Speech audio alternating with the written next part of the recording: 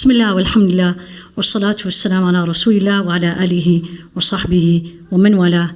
اللهم علمنا ما ينفعنا وانفعنا بما علمتنا إنك سميع مجيب الدعاء.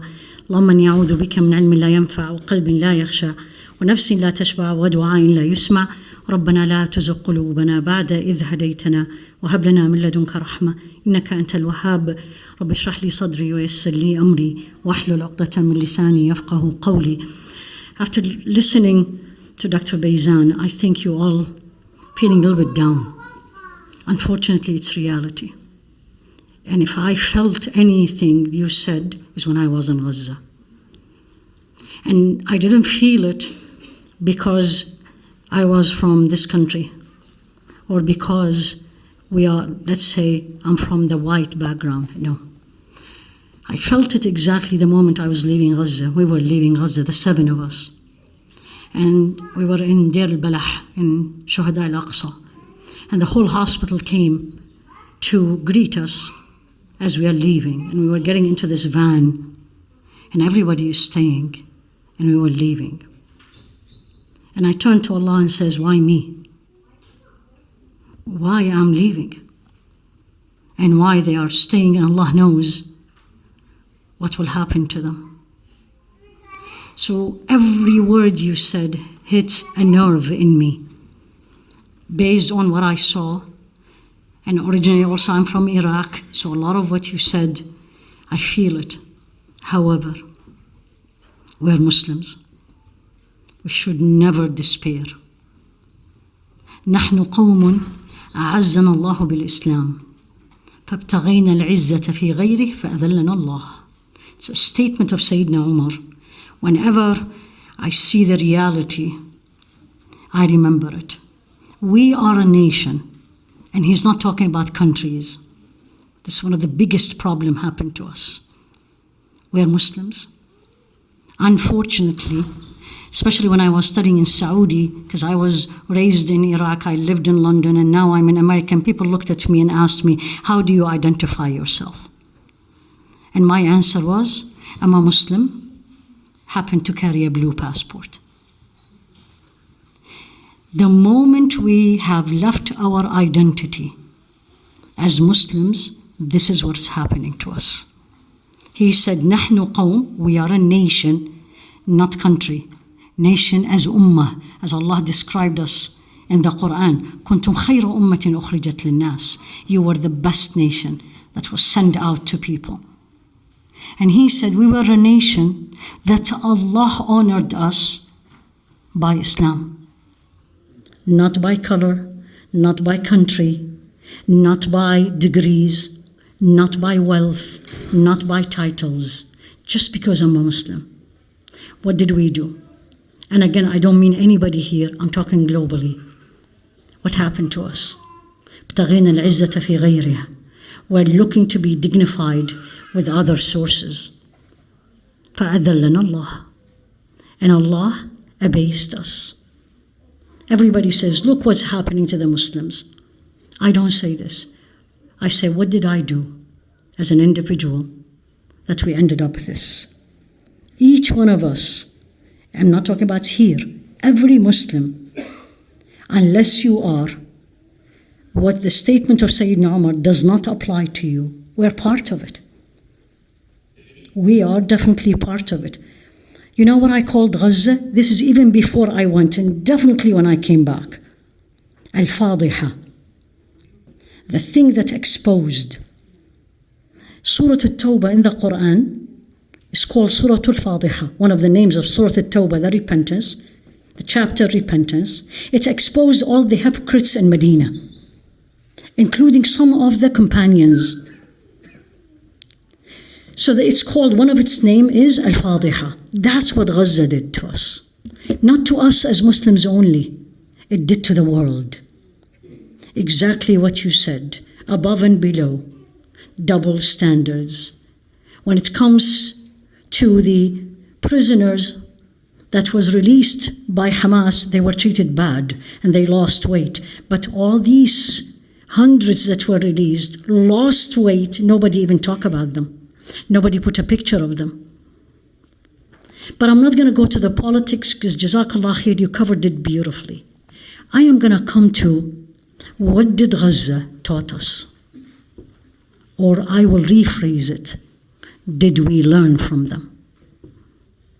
The first thing I learned from them, and I'm talking about individual people. I didn't meet anybody but patients, orphans, widowed people living there. Or they were displaced from the north. I didn't meet any dignitary, I didn't meet anyone. And of course, the physicians and the staff in the hospital. Number one, and I'm going to share with you some numbers or some titles, and then each one of us, we need to learn, am I? You know what I asked myself repeatedly? If I was in their shoes, will I respond the same way? If we are here, may Allah protect us, may Allah never test us the way He tested them. We will respond the same way? Who can answer me? Yes or no? Absolutely not. You know why? Because the child or the children I met in Gaza, different ages, some of them lost everyone. And everyone in Gaza, by the way, is meaning there is no even extended families. Because if they have extended families, that extended family become routinely or automatically their family. The child and I met many of them. But especially the last one, we met because they moved us the last day, and we moved from the middle to the south because we were leaving through Rafah. And for safety, they moved us during the day, the last day of Ramadan. And we prayed the Eid, the best Eid I've ever prayed. And Allah have blessed me so many times to pray Eid in Mecca. Nothing like that one. In a mosque, half of it is bombed. Half of the children behind me have no parents. They're still smiling. And the Imam stood up. And you have no idea when is the next bombing is coming because you hear the drones during the Salah. He still stood up and talked about, you need to be happy. It's Eid, it's Sunnah. What you learn from them is, if I was in their shoes, will I respond the same? The answer is absolutely no. Because look at us here. If anything happens to us, not my way, the long list of complaints. And I kept reflecting, what's in them that we don't have? In fact, everything they don't, we do. So the child on Day Eid, and this is one of my colleagues, he was bringing chocolates with him to give it to the children. So he went to pray, came back, and the children were running because somebody told them they have candy. So of course they all came children. And he gave that child chocolate. And chocolates is one of the things that are not allowed in Gaza, even before the war. So you can imagine. Look at us. If you get a chocolate from Switzerland, I was like, wow. So he gave it to him. They have izzah, they have honor. And then he said, no, thank you. And he said, come on, it's chocolate. So the kid took it. The child took it. It's like 8 or 9 years. But then he was looking at it. And then my colleague said to him, come on, take it. It's from America. Are you ready for his answer? He said, from America? I don't want it. From America? I don't want it. This child probably never tasted chocolate. Or if he had tasted chocolate, at least for the night, when I was in April, this is almost 8 months. Is this your child or mine? No. The resilience they have, books, history will write about it. And I'm not talking about professors in universities. These are ordinary children. I have not spoken to a child. Allah is my witness. But two things. Speaks perfect Arabic. They are very eloquent. Second, it's an insult, literally. I was given the look. Because normally here, when you see children, you ask them, right? Do you know some of the Quran? Right? And then the parents say, yeah, mashallah. If you ask this question in Gaza, it's an insult. The question is how much you have from the Quran. And not a single child did not read to me. And what a reading. It's a nation, it's an ummah that's connected with two things. Number one, with Allah, and their way to Allah subhanahu wa ta'ala is through the Quran. We are in the European hospital, the same one where the child, this is the night before, tomorrow is Eid. And we just arrived after iftar, they took us around. There was no electricity, of course, at all. Except one, maybe you see one light here, one light there, but all the tents are dark, except one tent. And I was looking at the tent, and the person with me, he said, Doctora, you know why there is light there? I said, no, why? You know why? It's the tent of the Quran. I said, what do you mean? He said, we called it the tent of the Quran, because this is the tent where the people who are memorizing, reviewing, learning, teaching are there. You are talking about a place, half of it is bombed. You're talking about a place, I lived it. Drones is on your head 24/7. 24/7 you hear zzz all the time. When it gets quiet, you get ready. Something is going to happen. And then you hear it. And I can't tell you what you hear. And they used to tell me, subhanallah, they say, if you hear the drones, don't worry. Nothing is going to happen. When it gets silent, don't worry. And I said, when do I worry then? They said, you will not. This is going to come on your head right away. This is the norm. This is the norm. Last 10 nights of Ramadan, that's where I was last year. Best ever. Ever. Hospital, downstairs. All the hospital is completely moved. It was a maternity place. Completely moved to another hospital. This is all.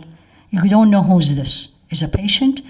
Is it the patient's family? Is it displaced people? We don't know and don't ask. It doesn't matter. People are sleeping on the stairs. So they said, we're going to be praying Taraweeh.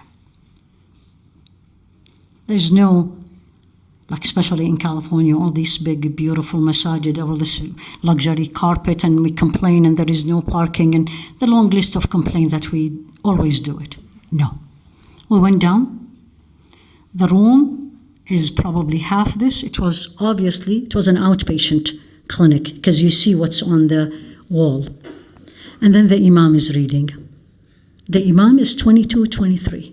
He's still alive, because we still communicate. And the recitation, Abdullah, amazing. So he was reading, and he made a mistake. No one corrected him, and I said, you know what, I'm probably wrong. I think he is right, because he reads. Finished the Taraweeh, I went and checked, and yeah. But you know what's the mistake? It's just instead of he said ila, he li. Right? It's a very, very similar verse. One is in Al-A'raf and one is in Fatir. He read it the opposite. I didn't say anything. Came next day. This is what I need you to learn. This is real people. Abdullah is displaced from the north. So where is he living? When I was there, 8 months, he's living in this one room, sharing it with 6 people, and at least it's a room, and he has no idea where is his family.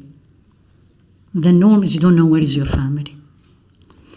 So we're downstairs before next day, and I said, Abdullah, yesterday, I think I didn't finish it. He said, yes, Doctora.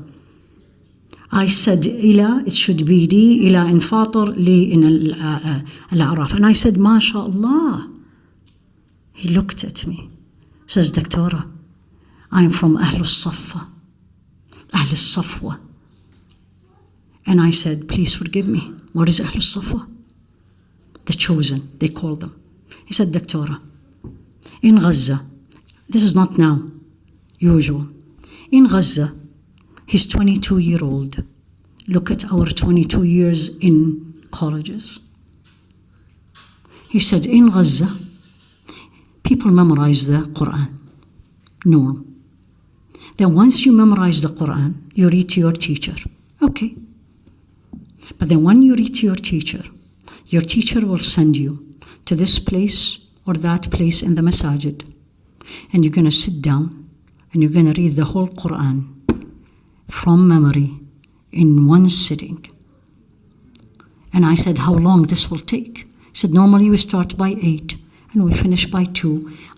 He finished at 4 because I was doing a little bit of mistake I had to repeat. Abdullah has no future. Abdullah don't know what is going to happen to him. Abdullah doesn't know where is his family. Yet, he did not let down the Quran. Yet, he's holding to the Quran. He sent pictures, very recent, during the war, before the end. And he said, I'm still teaching. Doctora, do you see this tent? I'm teaching. Still he is in the middle. I don't know if he went back yet. During Taraweeh, this is 3 a.m., drones on your head. Usually the staff of the hospital, maybe one line, and we were a few women, me and my colleague and 2 others. 3 a.m., an 11-year-old boy gets in, 11 or 12, gets in, norm, join in the Taraweeh, alone.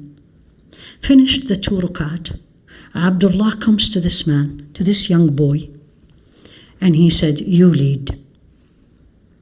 The boy comes and lead Taraweeh. He finished, he sat down. Up to now I didn't know him. All of you know this boy. I'll tell you how.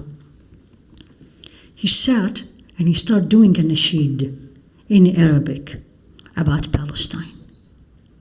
There was not, all who knows Arabic, there was not a single dry eye in that room. 12, either 12 or 13. Do you know who's that boy? Many of you have seen his video, his reel. This is the boy who had broken arm, and he was in the hospital. They were actually putting the cast, and there was no anesthesia, and he was reading Quran. If you remember him. That was the boy.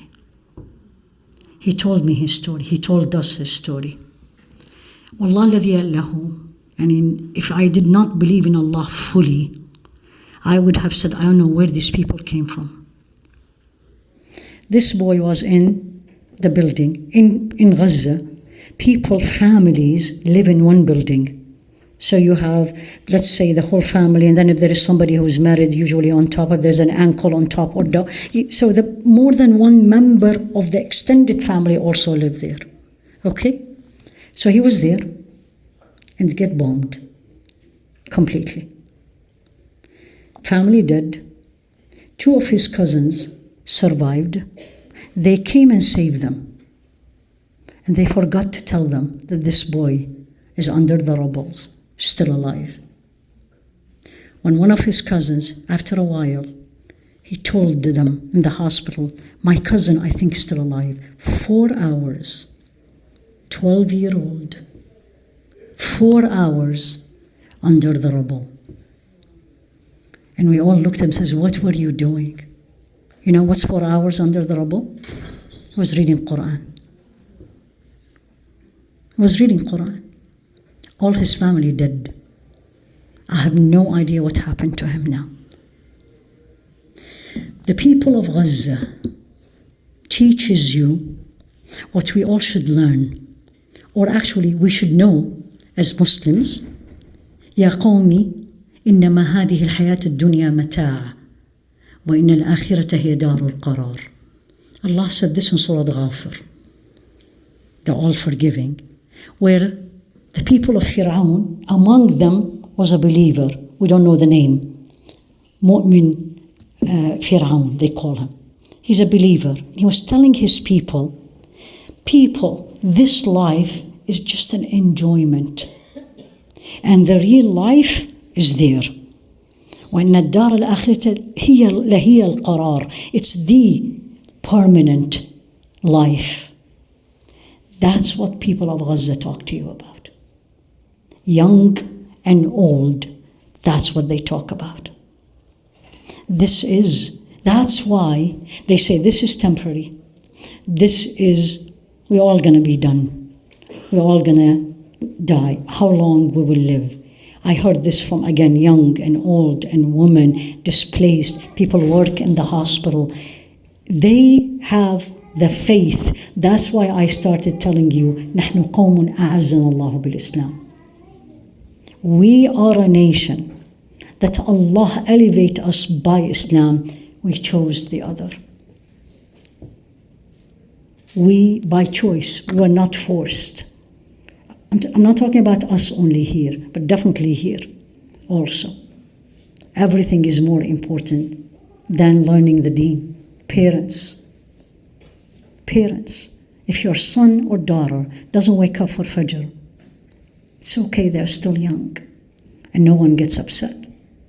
But if the son or the daughter come back from school with a report that says B or C, we get very upset, let alone it's F. Why? Because us focus is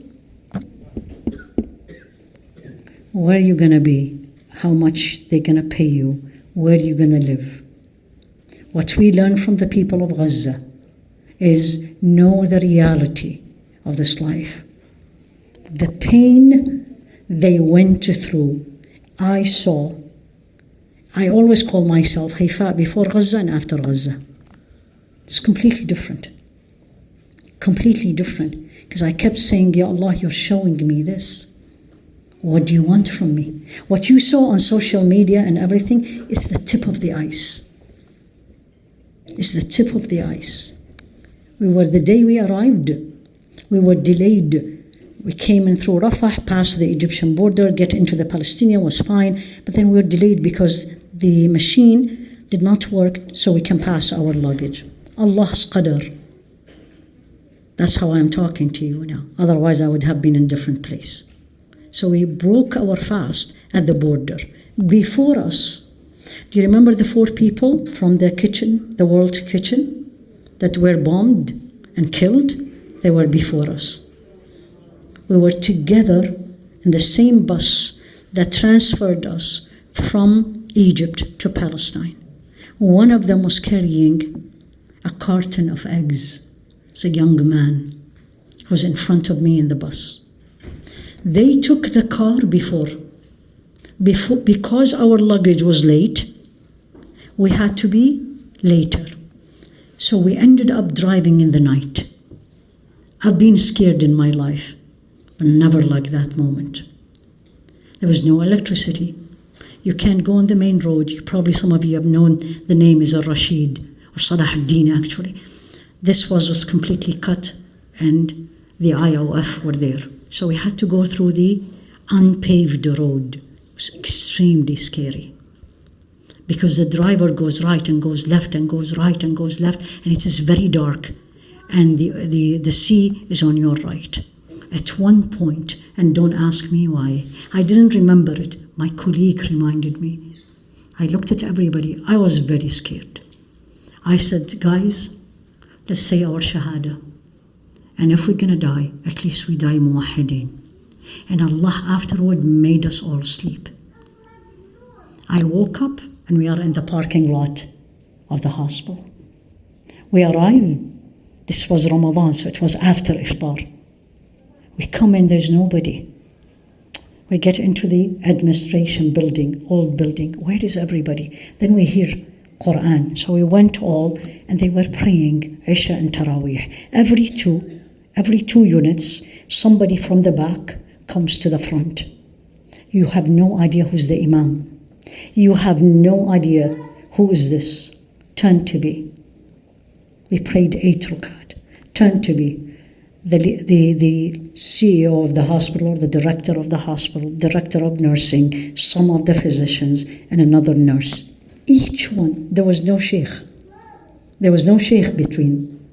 Everybody read Quran better than the other, and they did not go as we do here.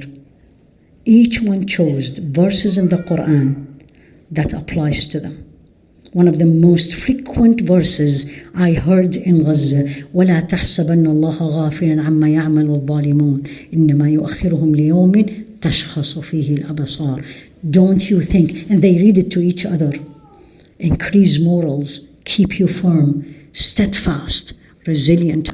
Don't you think that Allah is unaware of what the wrongdoers are doing?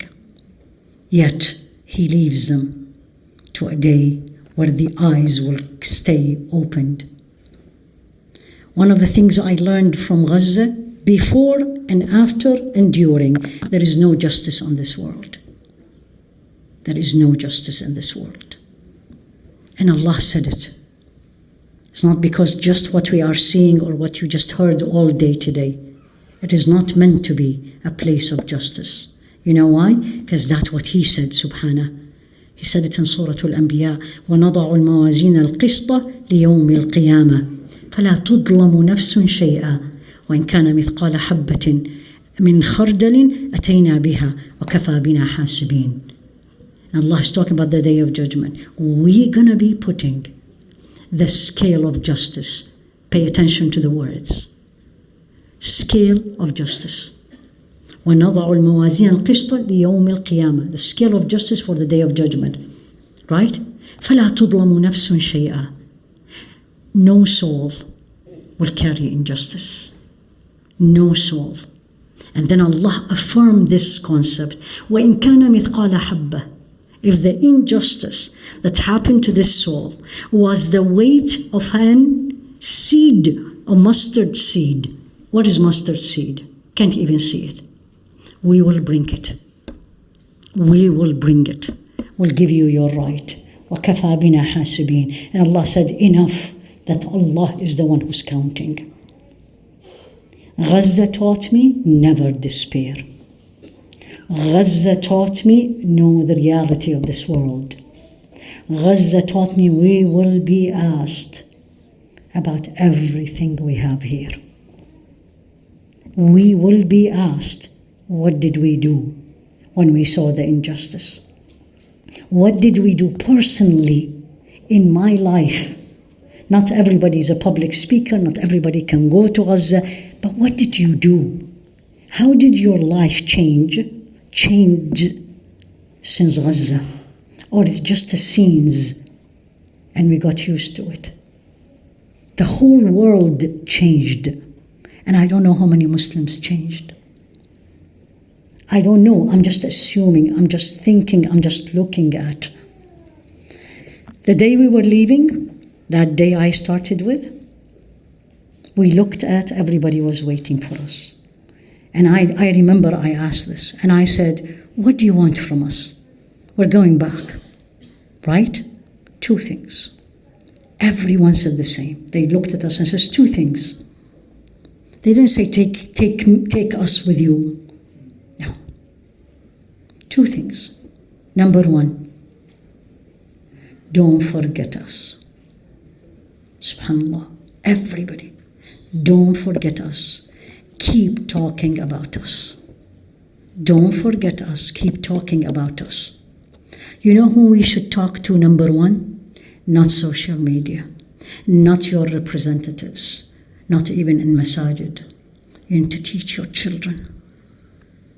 Our children. We have an after-school program in Jannah Institute. I took them yesterday, Thursday, because their teacher was sick. You know what I asked them? These are 12 and 13-year-old. And I said, who's Omar? Everyone looked at me. I said, who's Omar? That's our children. Those are our daughters. This is what Gaza should teach us. Those kids that I met in Gaza, they know this is their land. They know their parents. Majority of the people in Gaza, by the way, they were displaced from the north, especially from Yafa and Haifaa. Those kids, they were displaced in 1948. That child is born probably to 12, to 13. He's what, 8, 10, 12. That child knows where his parents came from. He knows what is this land. That's why you see them, they say it's my land. Where did he learn that? Where did he learn that? We need to teach our children. We need, before you teach the outside people, let's teach ourselves Muslims. What is Palestine? I asked a group of adults, college age, who's Muhammad al-Durra? Nobody knew. And I'm sure I don't want to do it, but if I ask, probably a good number of you don't know who's Muhammad al-Durra, then you don't know the history. This is 2000. This is not 1980s or not 1890s. Gaza should teach us that Allah is going to ask me, what did you do? You saw all what Dr. Bayzan talked about. We've seen it. I don't have to read anymore. I can see how biased is the news. There's no doubt about it. I can see how biased everybody else. What did I do about it? To myself. So as Allah subhanahu wa ta'ala said in Surah Al-A'raf, قَالُوا مَعْذِرَةً إِلَىٰ رَبِّكُمْ وَلَعَلَّكُمْ تَتَّقُونَ. When Allah asked the righteous people, لِمَ تَعِظُونَ قَوْمًا اللَّهُ مُهْلِكُهُمْ. Why are you wasting your time admonishing people? Allah will perish them. Basically, don't waste your time with them. Allah teaches me and you, قَالُوا مَعْذِرَةً إِلَىٰ رَبِّكُمْ. No, I do my part. So when I'm in front of Allah, I say, I did my part. I did my part. And my part should be number one with me. I learn from them. What does it really mean to be a Muslim? I'm glad Allah made me remember this story, because this is especially for my beloved sisters. We were at a tent. They said, Doctora, do you want to meet some of the locals who came from the north? I said, please, because I speak Arabic, so alhamdulillah. This woman came in, right? 35, 36, not older. Dressed the usual thing you see on social media, the two pieces covered.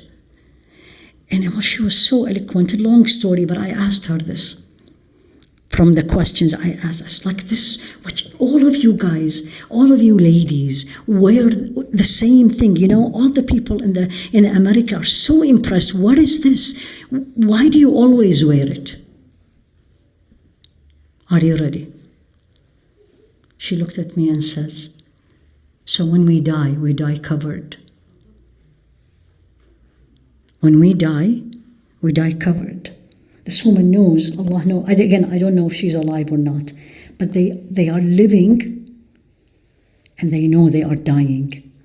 It's a matter of time and they are ready. مَعْذِرَةً إِلَىٰ رَبِّكُمْ. This is what we all need. We need, life should not be the same. Your relationship with Allah should not be the same, because He showed me. I should never despair, never. Yani when I see things, I remember وَكَانَ حَقًّا عَلَيْنَا نَصْرُ الْمُؤْمِنِينَ. When I see the injustice, I remember what Allah said. It is a right upon Allah that He will give victory to the believers. The victory is there. We just don't know the time. Because Allah's time is not my time and yours. But again, and I want to end up with this, each one of us, when you leave from here today, what did you do for Gaza? What did you do to elevate the injustice? Educate yourself? Did you? Alhamdulillah. Did you change Are you closer to Allah? Is dunya is less important? And by the way, what he talked about Louis Vuitton, it's not only Louis Vuitton. It was all over. I'm surprised many of you don't know that. It's Chanel, all the big names. The one that you pay $3,000 and $4,000 and $5,000. I can't justify it, ladies. What I'm going to tell Allah? They are dying of hunger and I'm carrying $3,000 bag. So I tell people I carry Louis Vuitton. My value is a purse. And their value is Quran and her hijab. That's what Gaza taught. I mean, I can speak forever, but I want to leave with you all this. Keep talking about them. Keep praying for them. Learn from them. There is a reason why Allah made us live and see this. جزاكم الله خيرا. سبحانك اللهم وبحمدك أشهد أن لا إله إلا أنت أستغفرك وأتوب إليك. صلى الله على سيدنا محمد وعلى آله وأصحابه تسليما كثيرا.